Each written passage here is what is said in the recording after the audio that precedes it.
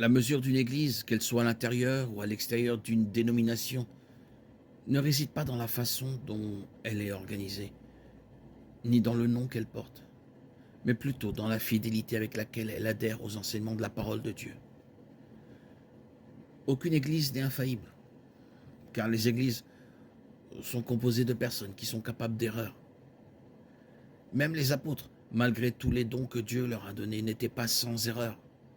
Paul écrit dans Galates 2, 11, « Quand Pierre est venu à Antioche, je lui ai résisté en face, car il était manifestement dans son tort. » Pierre, le premier à annoncer l'évangile à un non-juif, a cédé à la pression des judaïsants pour se séparer des croyants non-juifs.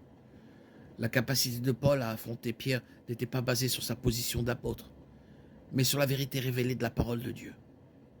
Paul a félicité les croyants de Bérée, acte 17, 11, pour avoir vérifié son propre enseignement par rapport à la Bible, afin de voir s'il leur enseignait une doctrine honnête.